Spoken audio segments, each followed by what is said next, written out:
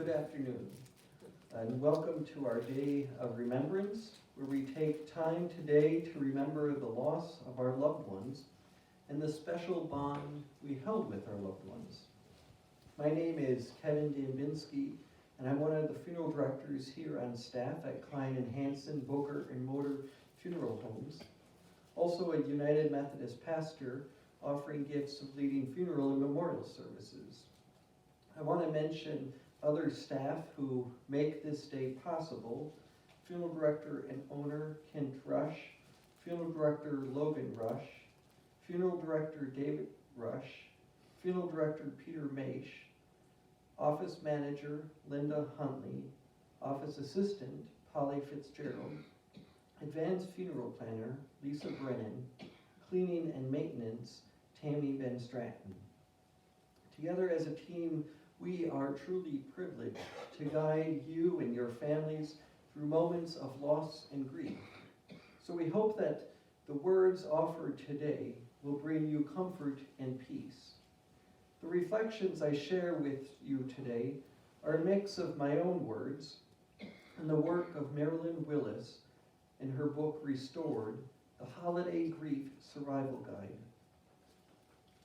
As we know, as we gather together, traditions are passed from generation to generation and celebrated each year in ways that are comforting and familiar.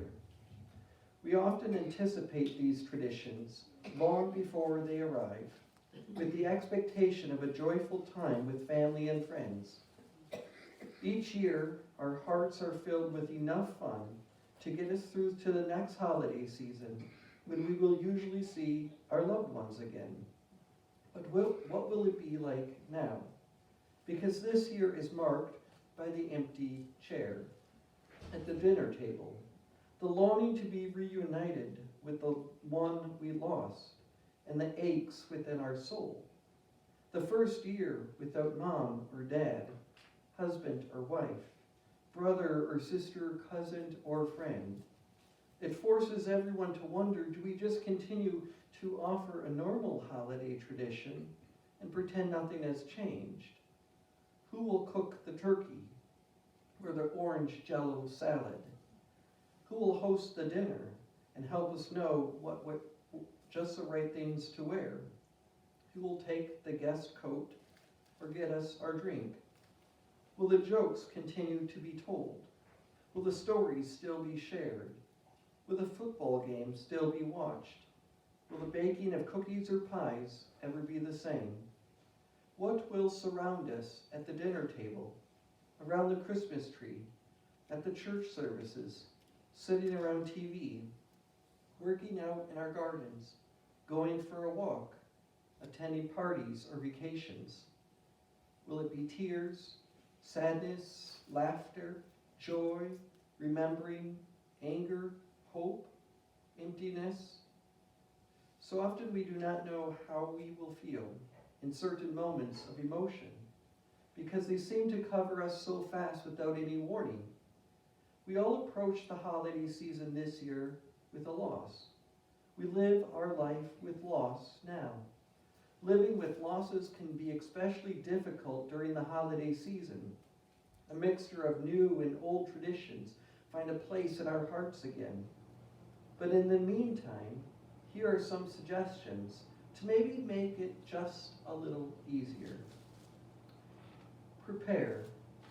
Holidays make us face the reality that we have an empty place at the table and in our hearts. Sometimes just acknowledging this helps our heartache.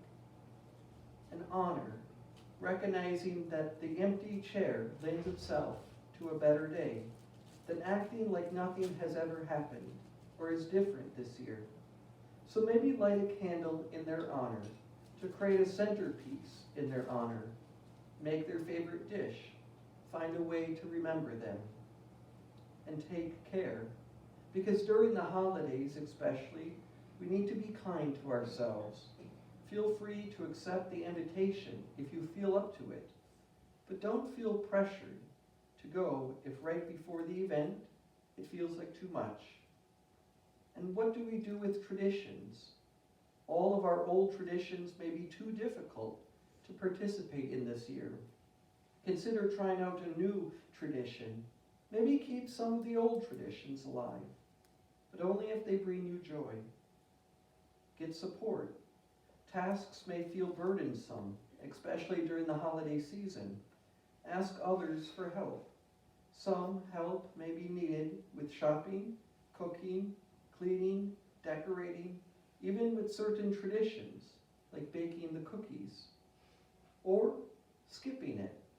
Many survivors decide to take a trip during the holidays to find reprieve. Let friends and family members know what you have decided to do, and so they can honor your wishes. As we move into winter and recognize that even the earth itself, in this very location, it has slowed down to take time to rest and renew itself for a new season. And so we too need to take time to renew ourselves and rest. So maybe we share a story or a memory of our loved one. Light a candle in our loved one's honor.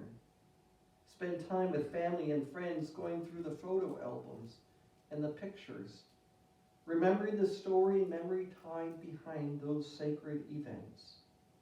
Make your loved one's favorite food or have their favorite drink. Hang a special ornament for the Christmas tree in remembrance of your loved one. And today we provided you one in which will be explained a bit later. Maybe create a memory tree to hang the items that remind the family members of your loved one. Every once in a while, we need to be reminded to care for ourselves. So here are some more words of encouragement.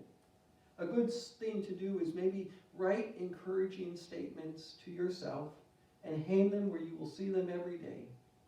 My favorite place is on the bathroom mirror for one reason. It's the room that gets used every day often. And so turn to the bathroom mirror to find those words of encouragement. Maybe some of those sayings can be, stay in the present moment. Breathe. I will make it through. Or write down your loved one's name. They would want me to enjoy today.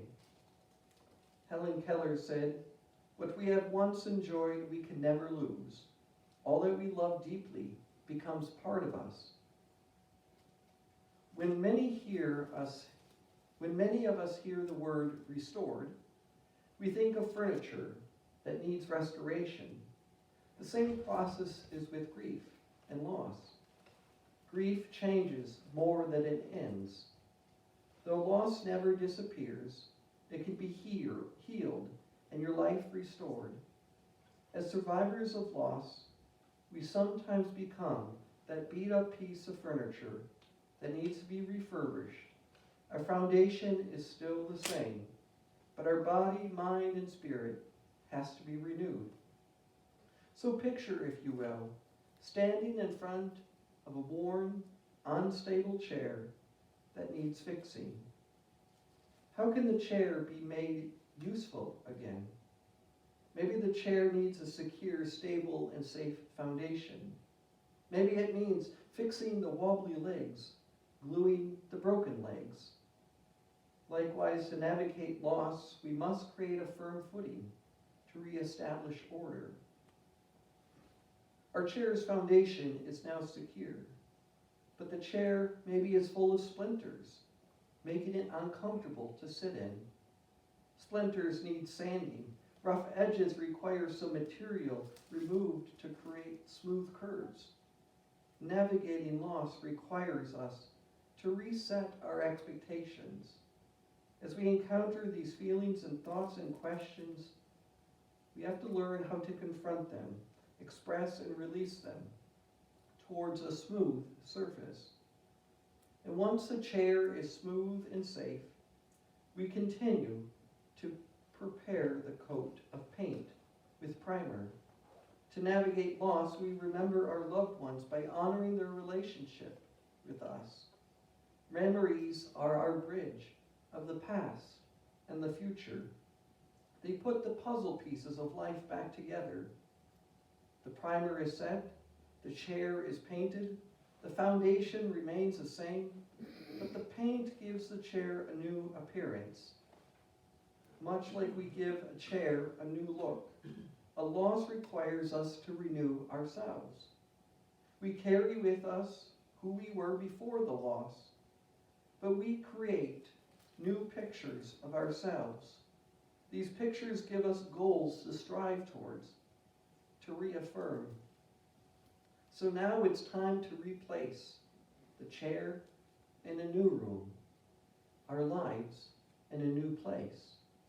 A piece of furniture looks out of place if it does not appear purposeful, if it doesn't connect with the pieces around it. And so, likewise, loss restores, we have to recognize to restore life after loss. From our renewed identity comes new life, restored with a new purpose, maybe a new calling. And so another way we turn in grief is through symbols. They connect us as people. And whether they are used to enhance our faith, celebrate love and life, a worthy cause, or a charity, to connect us with the deeper root of nature, to the beyond unknowns of our world, symbols help bring meaning to our lives. In times of loss, death, and grief, one of those symbols is the cardinal.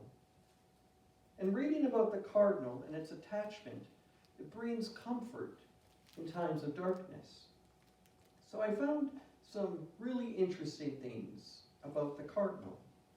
They say the vibrant red bird cardinal is an uplifting, happy sign that those we have lost will live forever, so long as we keep their memory alive in our hearts. As cardinals sing their pleasant song, people may recall cherished memories of better times. The beautiful birds are a reminder that loved ones will never be forgotten. To other people, spotting a cheerful red cardinal means that their family member or friend is safe and happy, even if they are far away. Cardinals also offer bright spots of color in the winter, symbols of hope and joy. The cardinals bring life and color and give us hope to help the cold days. If you are a Christian or religious, seeing a red cardinal after death is maybe a message from heaven. There's a belief that seeing a cardinal after the loss of a beloved person, it symbolizes a visit from the other side. And so this is why receiving a message that the soul of the deceased person is very much still with you, and we are not alone in this world. The red cardinal symbolizes eternal flame, immortality, loyalty. The red cardinal is extremely loyal. It chooses one partner for nesting and stays with it eternally. If a partner dies, it will not seek another one, but it will mourn until the end of its own life. It's very interesting. Energy. If you saw a red cardinal, you know why it's a symbol of energy. It moves fast and creates vivid scenes. And also, the cardinal is a symbol of love. The cardinal's feathers recognize our loved ones, not just because they're loyal and full of love for our partner or friend, but also because the red symbolizes a love that can never be broken. Our memories can never be broken. For this reason, today you go home with a cardinal Christmas ornament to symbolize that your loved one remains with you always. So listen for the cardinal. Listen to the cardinal. And if you listen carefully, you will hear the words of your own loved one. I love you. I am here with you forever. And so at this time, we will recognize those we have lost in the year 2022. And if I mispronounce a name, I am truly sorry. Roger Ork, Karen Barron, James Sell, Lyle Caditz, Virginia Thiel, Lana Schuster, Daniel Kepner, Elmer Lehman, Parker Ellison, Linda Arndt, Leonard Ritchie Jr., Clifton Morton, Vilma Keller, Colleen Adams, Terry Herder, Victoria Walker, Lisa Bork, John Romberg, Patricia Yeager, Glenn Brosh, Arthur Hansen Sr., Douglas Schmidt, Judith Thoma, Randy Van Schindel, Mary Sullivan, Lisa Nass,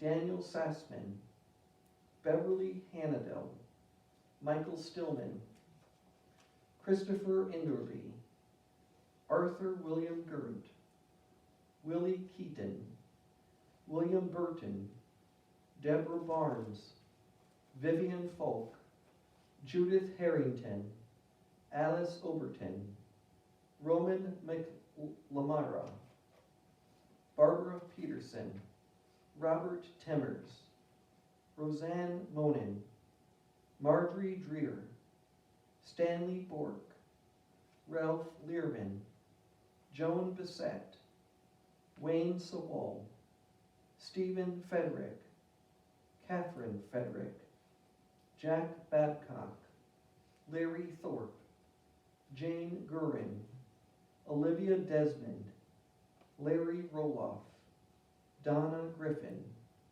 Sally Dinky, Lisa Jackson, Annette Navafelt, Charlene Colby, Ronald Surprise, Gail Peterson, Leda Pope, Joyce Hebert, James Lambert, Robert Donald Schultz Jr., Jermaine Muscovich, Jeffrey Stylen, Russell Cartwright, Harry Arndt, John Lee, Carol Houellette, Gerald Schroeder, Roger Griffin Sr., Lonnie Buskirk, Larry Davis, Lamont Carpenter, Carol Zietlow, Nancy Nieto, Larry Klotzbacher, Dorothy Hedke, Kevin Beatty, Mary Rusham, Ruth Rohan, Robert Sampson, Audrey McNichols, Grace Southard, Dwayne Brown, Edward Gorman, Jean Cable, Louis Strite, Drake Krebs, Alan Petit, Nancy Gabriel, Tricia Craik, Karen Conrad, Jeffrey Nelson, Cassandra Malliott Emerald, Barbara Bork, Robert Frank, Linda Blum, Alden Haynes, Carl Glady, Cheryl Brown, Lyle Bain, Jason Steingraber, Larry Steves, Helen Hoffman, Anton William Harris V, Victor Seafelt, Barbara Arndt, Carlos Evans, Joe Calabria, Janice Schulke, Mary Romberg, Oscar Passelt, Yvonne Yon, Rose Hansen, Diane Spreener, Norma Miter, Bonnie Ruscher, Jay Huntley, Patricia Bartman, John Rosequist, Lois Thirk, Emery Spiegelberg, Alice Lenz, Trish Naw, Gary Yankee, Nancy Steinbach, Sally Chapin, John Kruger, Dorothy Blondie, James Schuknock, Christine Petrie, Rocky Blanchett, Nancy Visaki, Dawn Bulow, Craig Hobbs, Fred Delisle, Gordon Baxter, Janet Sabinbilski, Irene Jarvis, Nancy Brownson, Harold Meisenhelder Jr., Clarence Stoll, Mark Sheeby, Karen Hain, Leslie Hepke, Darlene Enders, Robert Cass, William Kaufman, John Oberstadt, Karen Ruckel, Charles Schwant, Sharon Kadetz, Charles Linsmeyer, Ronald Coteau, Diane Weaver, Franklin Rosler, Randall Kettner, Raymond Sampson, Jeffrey Ritchie, David Apsey, David Cotto, Fiona Vokes, Edward Dorn, Nancy Beam, Jean Lysko, Noreen Pullman, Virginia Radical, Patricia Jennerjohn, Robert Larson, Alfredo Rejoaz, Gilbert Buser, Barry Elliott, Deborah Gamsky, Jackson Monty Downey, Elizabeth Gegg, Carol Hungerford, Marion Gamsky, Karen Laird, Dale Nichols Jr., Deborah Kettner, Floyd Grody, Kathleen Baker, Kenneth Knorr, Evelyn Wolfe, Michael Braun, Patrick McHugh, James Benversi, Michael Myers, Barbara Oak, Guy Kluge, Ernest Broneman, Harlan Schroeder, Donna Lorenz, Judith Pluger, Sharon Fosternow, Jerome Beyer, William Martin, Willard Griesbach, Mildred Kopit, Gerald Dyermeyer, Donald Husey.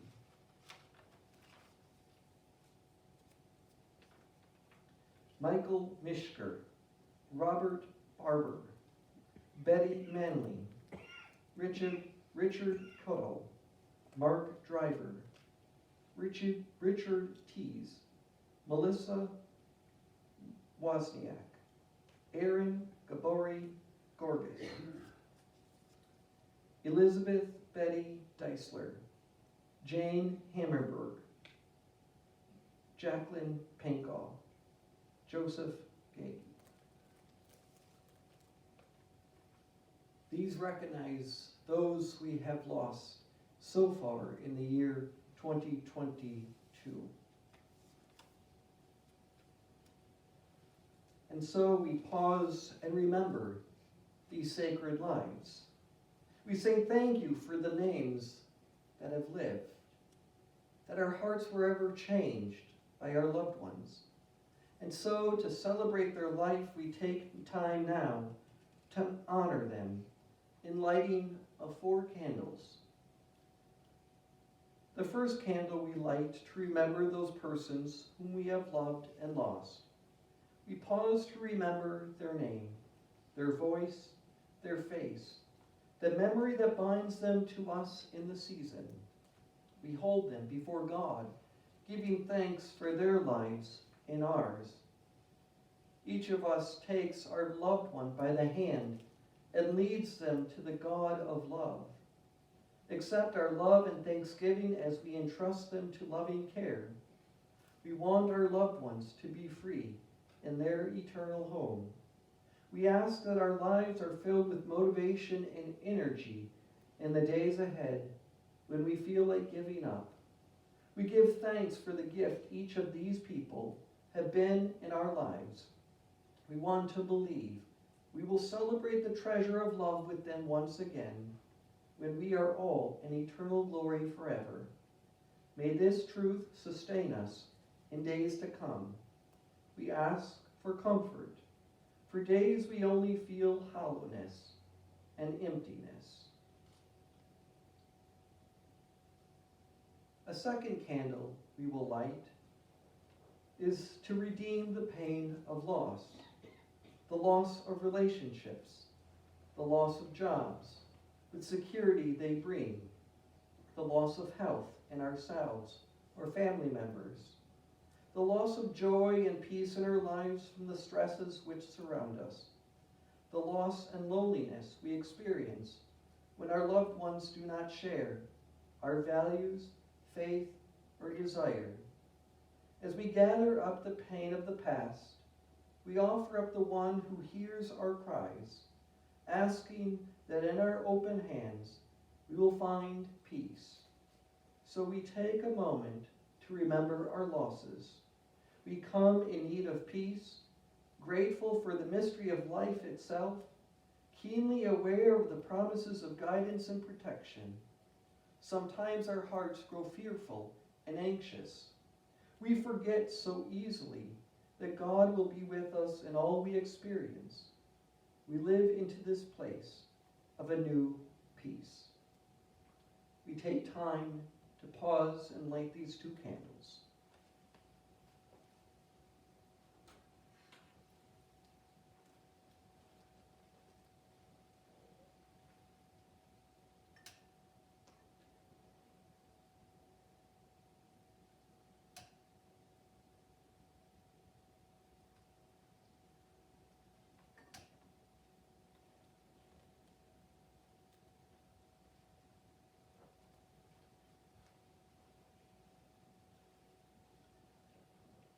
As we come to the 3rd candle, we light for those who experience a loss of direction in life.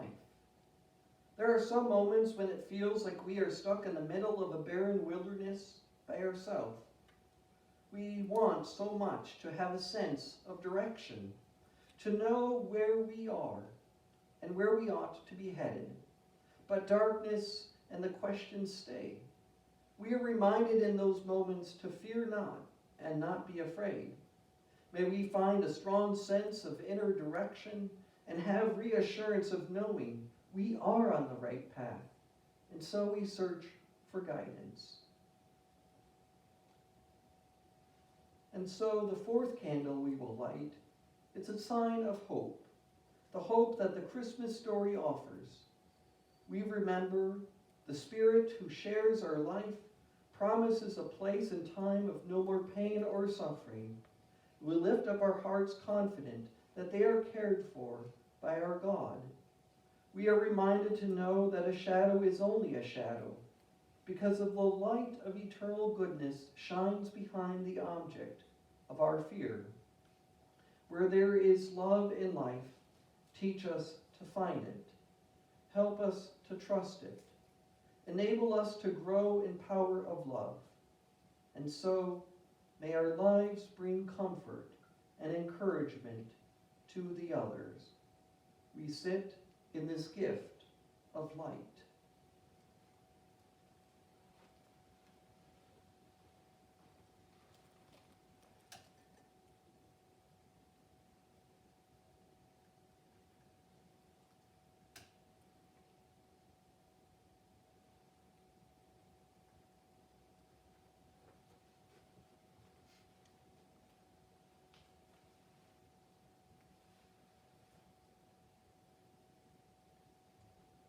We indeed sit in this gift of light. Whether it is the light from the winter sun, the light from a candle, the light from a tree, or the light through the chirping of the vibrant red cardinal, we are reminded we do not remain in darkness. The light of love burns within us forever, and nothing can take it away. Today, I thank you for your attendance. And if you are joining us live on Facebook, I thank you for your attendance. A reminder that this service has been recorded and is available for other members to watch. And as you saw entering today, you were greeted with cookies and coffee. So please help yourself to 1 or 2 or 3, or believe me, you can have 5 cookies and nobody will notice. Feel free to stay and share the stories of your loved one, because they live on through us. We are a community bound together this day in hope. Thank you, and take care.